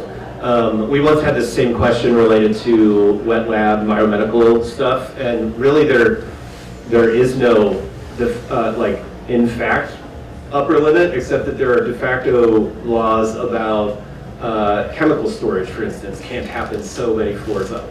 So if that lab needs chemical storage, it won't build for a building that high. So they start running into some practical issues about how high they get, more than, like, can the building support things like that. Wait, we were doing back to the, yep, and then we'll come back online. Yes, Andy.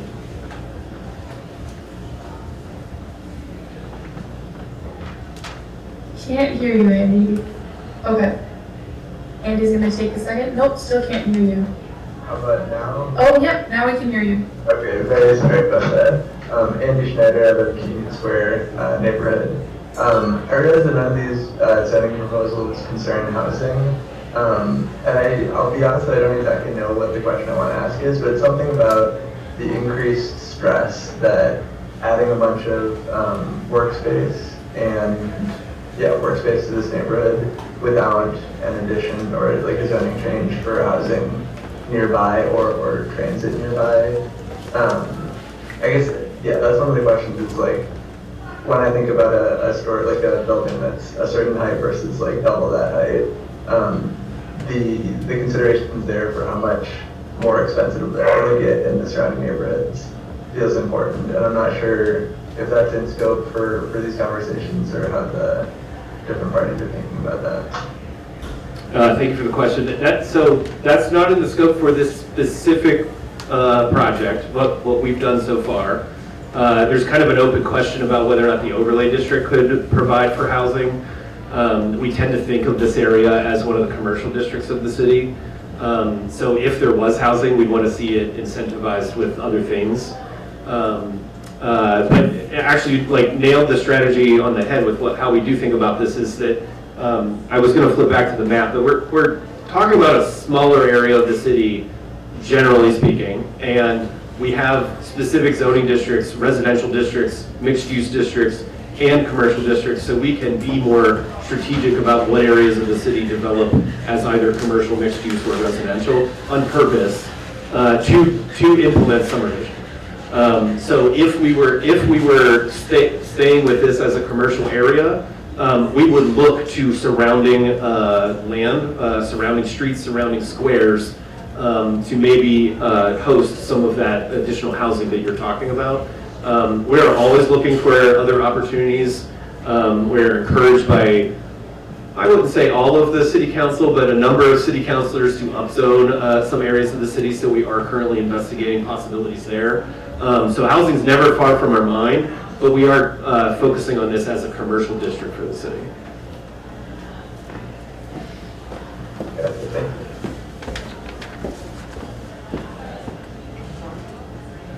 Hi, good evening, everybody.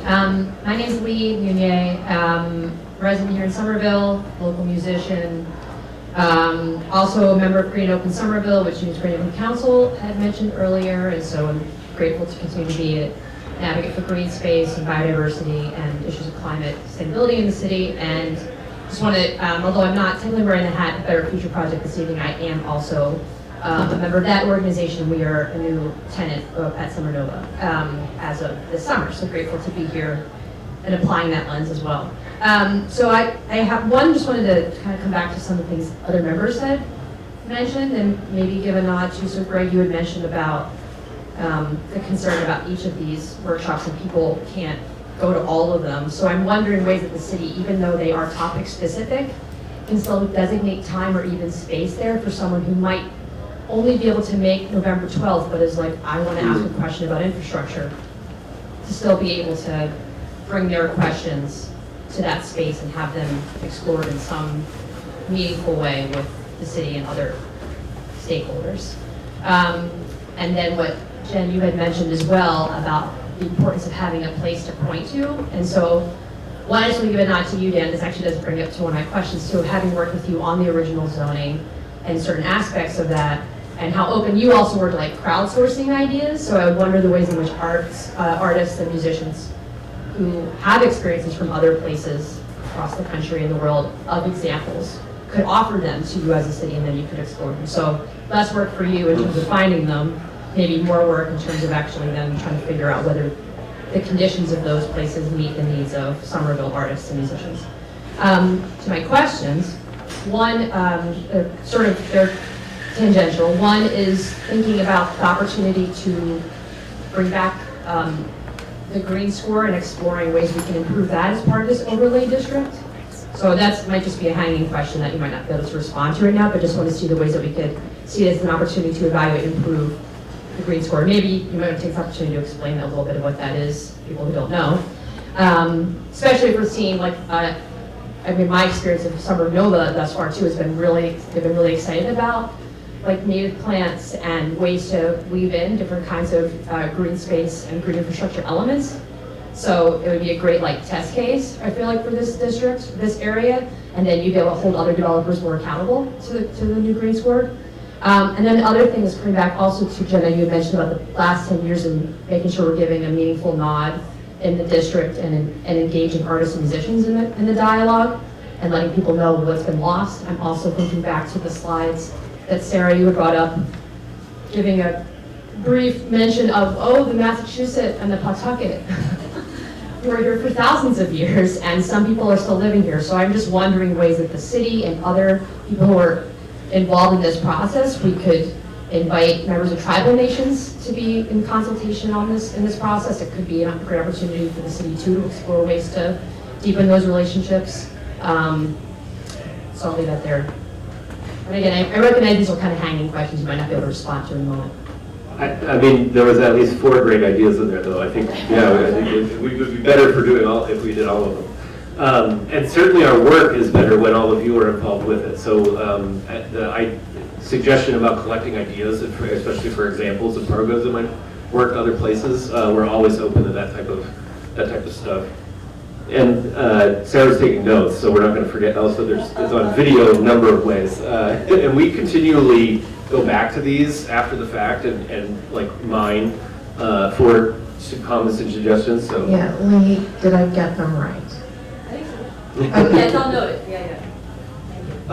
The zoning metric that Lee mentioned is we are the 3rd municipality in the entire country to adopt what we call a green score. It's called the green factor in Seattle and the green area ratio in Washington, D.C. That was actually first implemented in Malmo, Sweden, and then Berlin, Germany.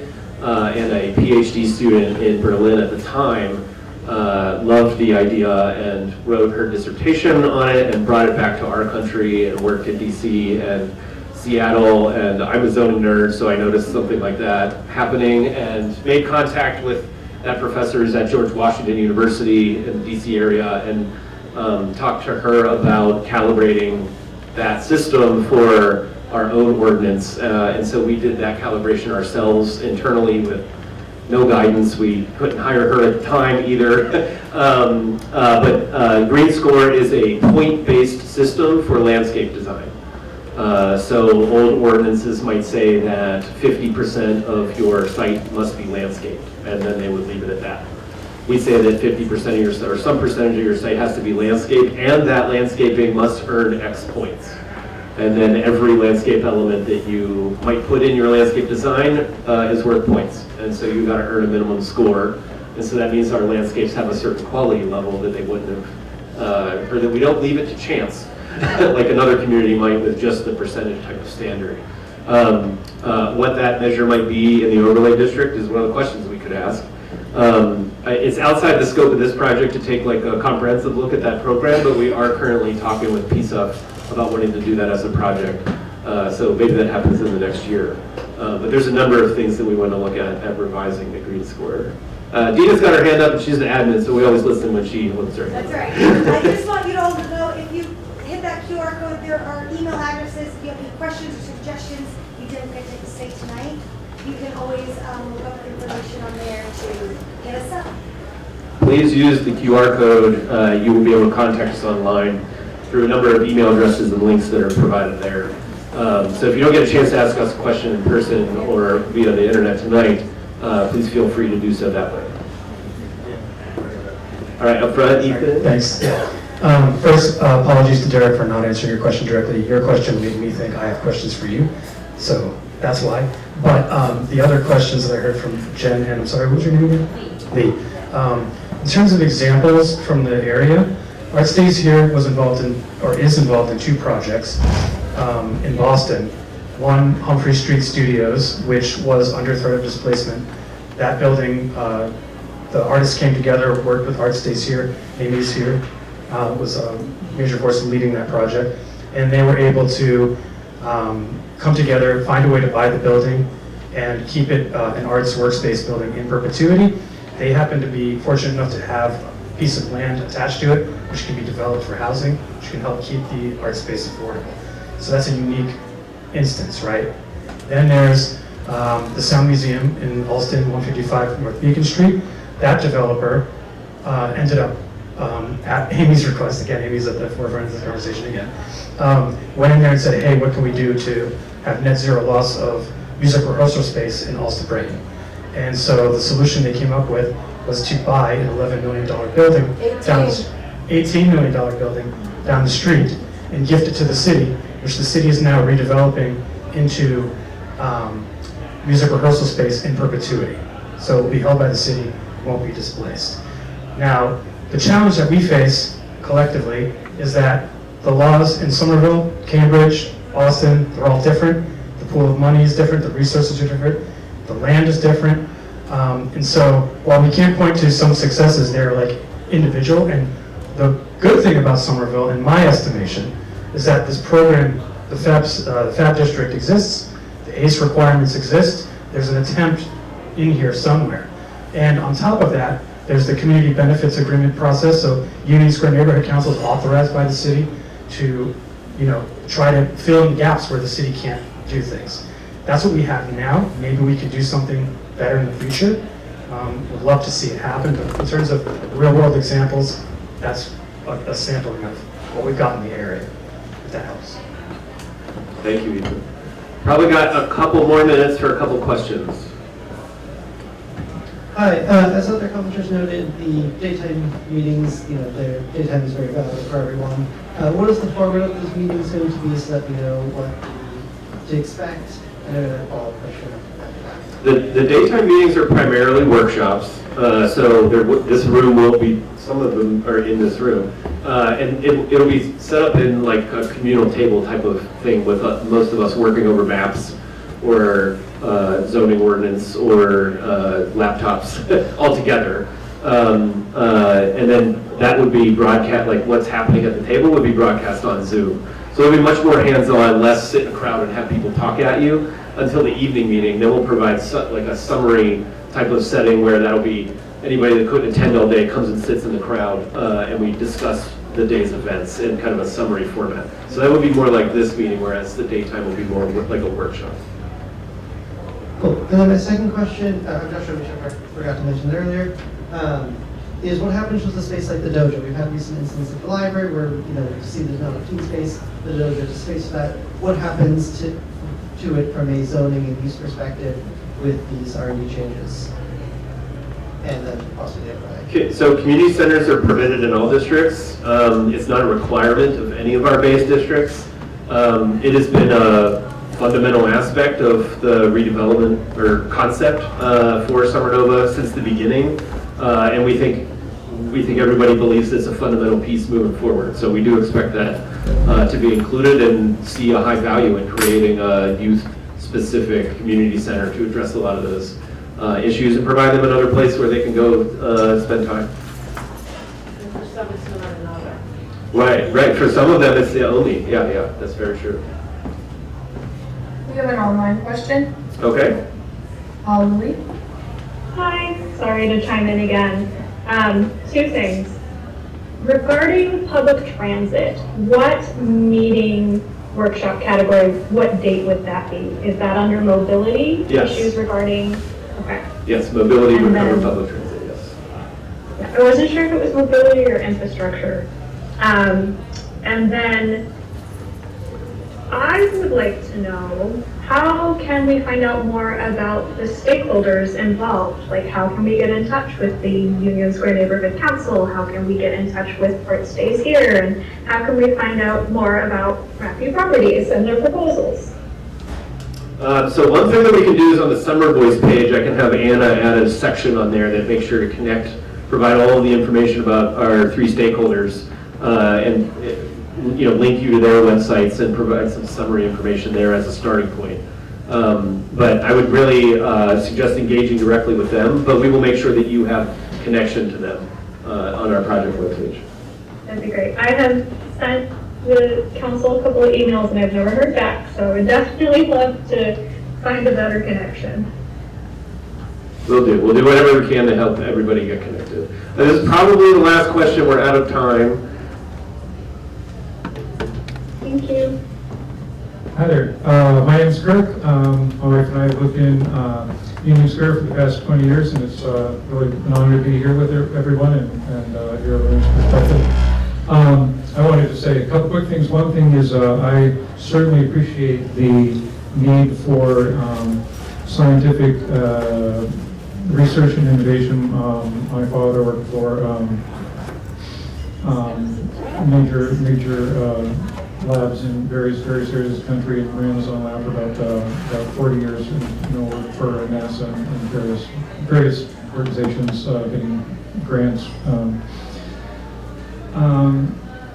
That being said, I first found out about the proposed RAFI proposal just by chance because someone had put up, just a thoughtful neighbor had put up a poster on a telephone pole and said, "Do you really want this in the neighborhood?" And there was a diagram showing these very large buildings and 1.9 million square feet of space and a very large parking garage, et cetera, et cetera. And I was just, I was completely floored. And I called a number of my friends, including a friend of mine who's an attorney, used to be attorney for Somerville, has served in various elective capacities. She was not familiar with this, and you really have to be working to fly under the radar to keep something of this scale out of her reach. But in any event, since then I talked to a lot of people. Just for a quick historical overview, initially this was a $3.3 billion development proposal with 1.9 million square feet of space to take place over 10 to 12 years. All the meetings I went to were the neighborhood residents felt this was, all the goals seemed terrific.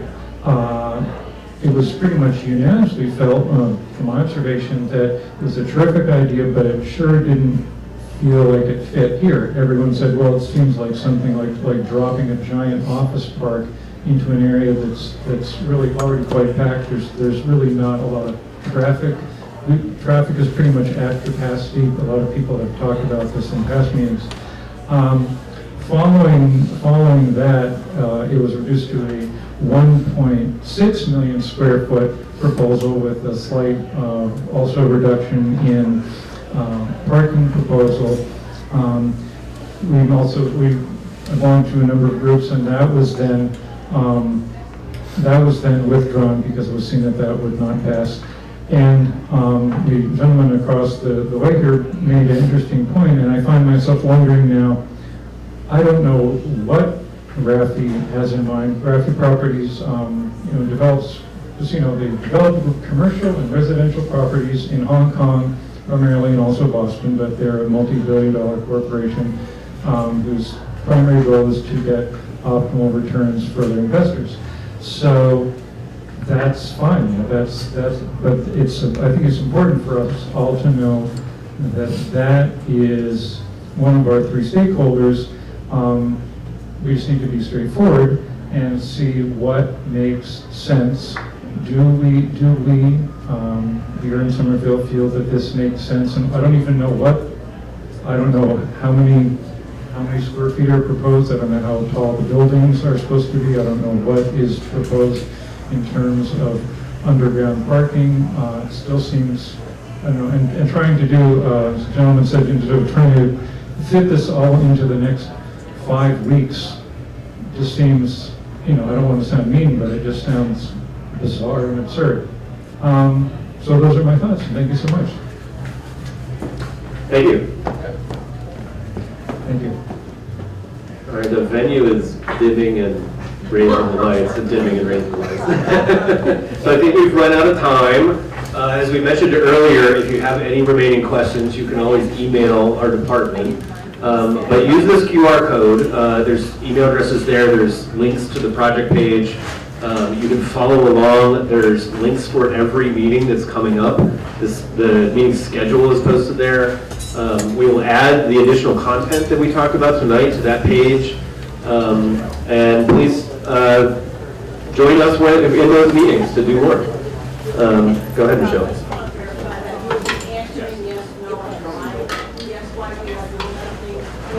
Oh yes, one of the first questions that was ever raised to us throughout this process by the neighborhood council was that if somebody asks a question or has an idea for this proposal, please explain why, if that idea cannot happen or if it's not feasible.